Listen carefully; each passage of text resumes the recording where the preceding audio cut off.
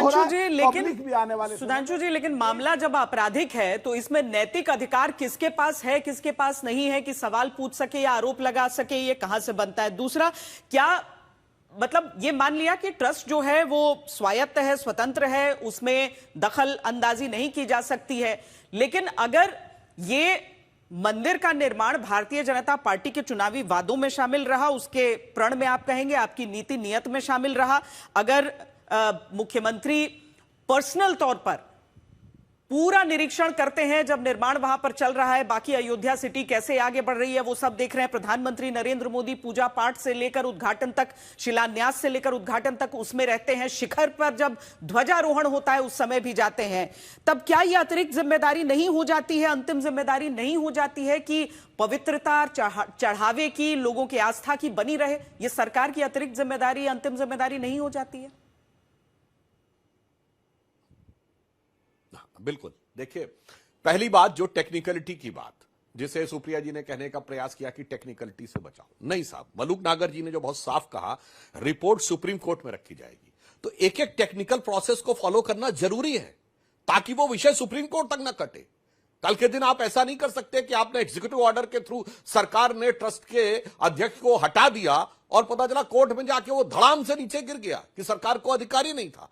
तो जो टेक्निकल प्रक्रिया है स्टेप बाय स्टेप पूरी की जा रही है ताकि हम जिसके विरुद्ध कार्रवाई करें पुख्ता सबूतों के आधार पर करें, पुख्ता कानूनी आधार पर करें, ताकि जो भी दोषी है वो सुप्रीम कोर्ट तक बचने न पाए। इसलिए वो टेक्निकलिटी की आवश्यकता थी। अब आइए, आपने कहा कि मोदी जी ने उसका शिलान्यास किया।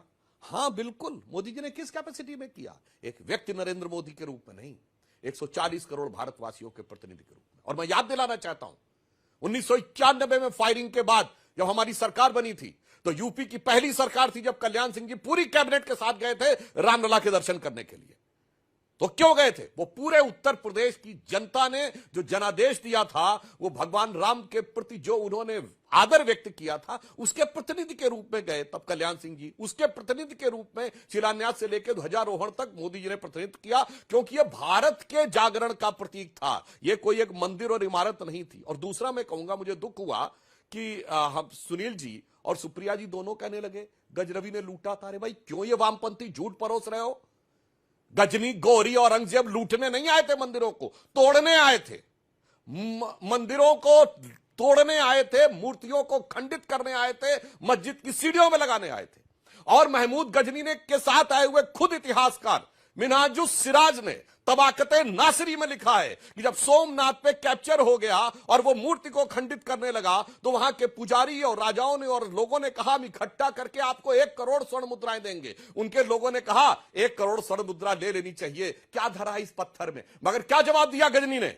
गजनी ने कहा ना, मुझे पैसा नहीं चाहिए, क्योंकि मैं चाहता हूं कयामत के दिन मैं बुत शिकन के रूप में जाना जाऊं, यानी मूर्ति तोड़ने वाले के रूप में, ना कि बुत परस्तों के साथ सौदागरी करने वाले गलीच इंसान के रूप में। इसीलिए वर्ड बुत शिकन होता है, बुतों का लुटेरा नहीं होता है। इसलिए जो ये वामपंथी बकवास है कि लूटने की बात करते हैं, इसको आप मंदिरों के तोड़ने वाले विध्वंसक आक्रांताओं के ऊपर ढकने का प्रयास मत करिए। अब दलित साहब की बात कही थी सुनील साहब ने, तो मैं याद दिलाना चाहता हूं भाई साहब, जब राम मंदिर का शिलान्यास हुआ 9 नवंबर 1989, तब तक कोई जाति वाला एंगल राजनीति में नहीं होता था। जो 4 मूर्तियां रखी गई बाकायदा धार्मिक धर्म ग्रंथ की प्रक्रिया से, धर्म ग्रंथ होता है शिलान्यास का सम्रांगण सूत्रधार, उसके अनुसार 4 ईंटें रखी जाती है, नंदा, भद्रा, जया, पूर्णा। उससे पहले 5वीं ईंट किससे रखवाई गई? कामेश्वर चौपाल जी से, जो दलित समाज के थे बिहार के। अभी उनकी मृत्यु हुई है 2 साल पहले। आज कृष्ण मोहन जी जो आए हैं चंपत राय जी की जगह, या दलित समाज से है। और मैं चैलेंज करके पूछता हूं, मेरे भाई बताओ कोई मस्जिद जिसमें गद्दी, घोसी, अंसारी, बहना, हलालखोर हो, बताओ वहां का चीफ। चैलेंज, बताइए कोई ईसाइयों में हो, बताइए। जामा मस्जिद में है, बताइएगा। कौन सी मस्जिद में है? हजरतबल में है। इसलिए दलित समाज हो अथवा समाज का कोई भी वर्ग हो, अब इन्होंने कहा गाय के बारे में, सुनील साहब, गाय के साथ हिंदू समाज का बहुत भावनात्मक संबंध है, और हिंदू समाज में भी अगर सर्वाधिक रागात्मक संबंध है तो वो यादव समाज का है। और जब अखिलेश यादव जी कहते थे कि इनको गाय में बदबू आती है, गौशाला इसलिए खोलते हैं, तो इस बात को लेकर बहुत कष्ट होता है। तो एक एक चीज जनता के सामने है, टेक्निकल हो या मॉरल हो या पॉलिटिकल हो, मुझे लगता है बचाव की कोई गुंजाइश नहीं है। और मैं लास्ट में एक पंक्ति और कह देना चाहता हूं श्वेता जी, एक नारा लगता था गोली चलने के बाद कि अब भी जिसका खून न खौला, खून नहीं वो पानी है, और जन्मभूमि के काम ना आए वो बेकार जवानी है। हम कहना चाहते जो हुआ है, कष्ट हमको भी हुआ है, राम भक्त कार सेवक के रूप में हमको भी हुआ है। हमने भी बालक के रूप में 84, 87, 91 सब जगह गए थे, 89 में शिला पूजन किया था। तो मैं कहना चाहता हूं, आज हर हिंदू का हृदय है टूटा, आज आंख में पानी है, पर हर दोषी को सजा मिलेगी जिसने की बेईमानी है। मगर जिनका खून नहीं खौला था, खून नहीं वो पानी है, और वही भक्त का स्वांग रचाते, ये भक्त नहीं शैतानी है। सुप्रिया जी, सुप्रीम कोर्ट के सामने है अब पूरा मामला, निगरानी रहेगी उनकी अगर एसआईटी की रिपोर्ट वहां पर जाती है। अब आप लोगों को क्या भरोसा है कि इसमें न्याय होगा, इंसाफ होगा, या फिर 2027 को देखते हुए यह मुद्दा केवल राजनीतिक रूप में जीवित रखा जाएगा? 4 मिनट तक सुधांशु जी बोले, मैं उनके क्रमवार चीजों का जवाब दे देती हूँ और बिल्कुल आपके सवाल का सीधा जवाब दूंगी। जी, दलितों की बात कौन कर रहा है? बीजेपी और आरएसएस। आरएसएस का एक भी प्रमुख अपने 100 वर्ष की हिस्ट्री में आप एक दलित या पिछड़े वर्ग का व्यक्ति नहीं बना पाए। 20 जगह सरकारें हैं, एक दलित मुख्यमंत्री नहीं। आप दलितों की बात करिएगा, शिलान्यास हुआ, इस देश के राष्ट्रपति तब दलित थे, उनको नहीं बुलाया गया।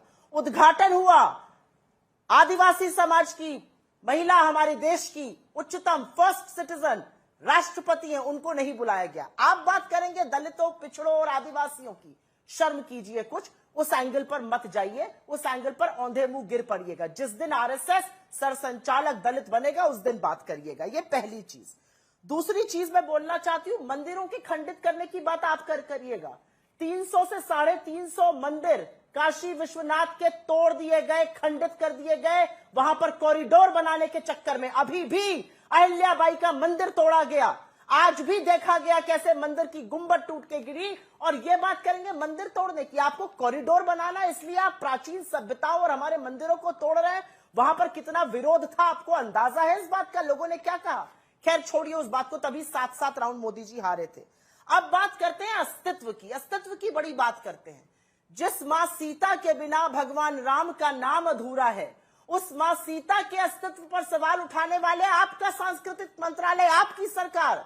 सीतामढ़ी, ये तो फेथ की बात है, सीता वहां की थी कि नहीं, ये आपने कहा, संसद में कहा। और अब बात करते हैं दूध का दूध और पानी का पानी होने में। बिल्कुल सुप्रीम कोर्ट देख रहा है, सुप्रीम कोर्ट के सामने बिल्कुल सच आना चाहिए।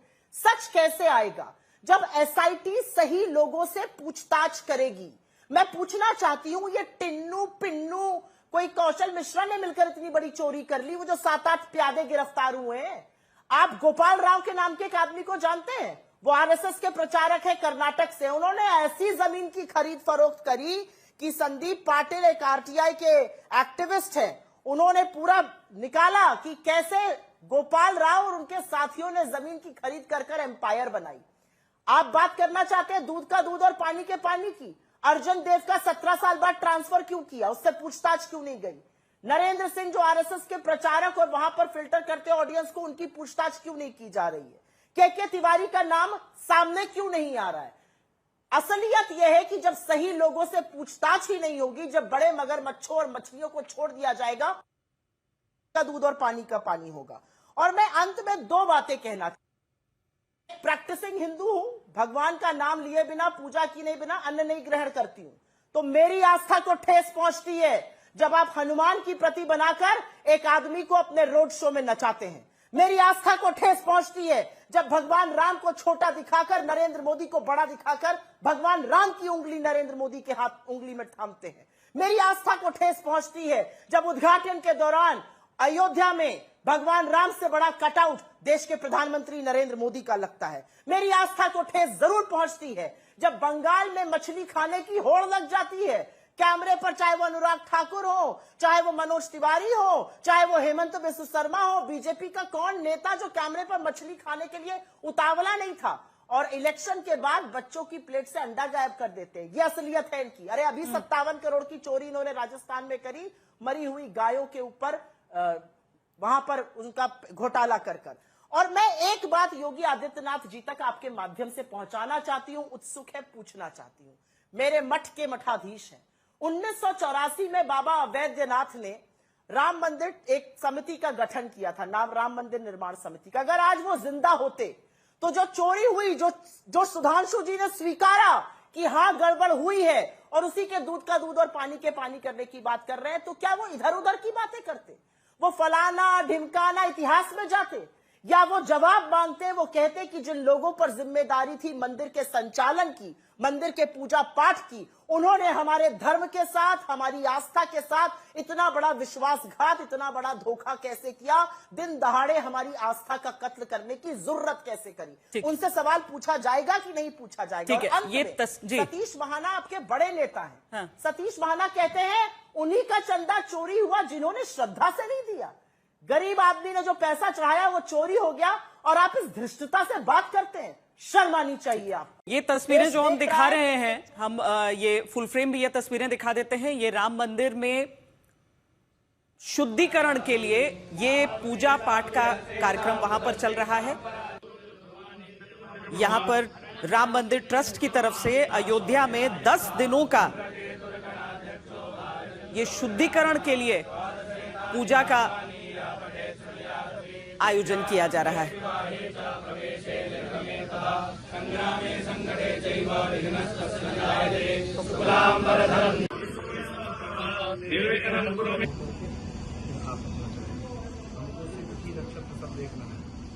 सुनील सिंह जी, आप अपनी बात पहले रखिए, क्योंकि जिस तरीके से अब तक ये पूरा मामला बढ़ा है, आप देखिए शुद्धिकरण के लिए यहां पर पूजा पाठ ट्रस्ट की तरफ से कराया जा रहा है, लेकिन इस सब के बीच जो शुद्धिकरण उस दूध का दूध और पानी के साथ होगा, इंसाफ के साथ, इंतजार तो सबको असल में उसी का है।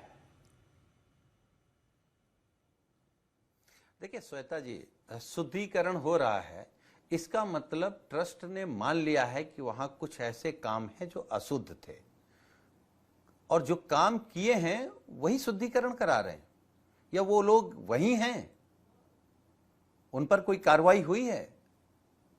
चंपत राय पर कार्रवाई कब होगी, अनिल मिश्रा पे कार्रवाई कब होगी? इस्तीफा कोई कार्रवाई नहीं है।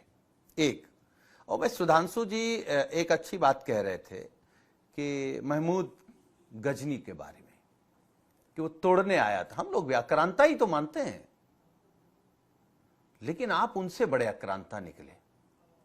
उसने कितने मंदिर तोड़े थे, और उत्तर प्रदेश के माननीय मुख्यमंत्री जी और देश के प्रधानमंत्री जी ने मिलकर के बनारस में कितने मंदिर तोड़े। आपने मंदिर भी तोड़े हैं, आपने मंदिर भी लूटा है, तो खतरनाक ज्यादा कौन? वो आक्रांता, या जिनके खिलाफ हम लोग लड़ रहे हैं कि ये आक्रांता जेल जाएं, ये कौन खतरनाक है? आप गाय की बात कर रहे थे, आप लोग दुष्प्रचार करते हैं हमारे नेता को लेकर के, और आपने आधा दुष्प्रचार किया और आधा स्वीकार किया कि हम लोग जिस समाज से आते हैं, आज हमारे घर की पहली रोटी आज भी गाय को ही जाती है, दूसरी हम लोगों को मिलती है या बच्चों को मिलती है। तो हमारी आस्था है गाय पर। हम गाय को आप कहने के लिए माता बोलते हैं, हम तो मानते हैं मां, और उसी गाय को आपके बीजेपी की सरकार में कटवाया जाता है। बीफ पर प्रधानमंत्री जी सीना चौड़ा करके कहते हैं कि हम दुनिया के दूसरे नंबर के सबसे बड़े वो हो गए हैं। तो आप लोगों की नैतिकता कहां है? आंख में कुछ शर्म वाला पानी बचा है आप लोगों में, या बिल्कुल धर्म को धंधा बना दिया है? ये धर्म को धंधा मत बनाइए, धर्म को आस्था रहने दीजिए। आप देश को तो वैसे भी लूट रहे हैं, कुछ आपके अपने लोग मिलके लूट रहे हैं, और उत्तर प्रदेश में योगी जी भ्रष्टाचार की बात कर रहे हैं।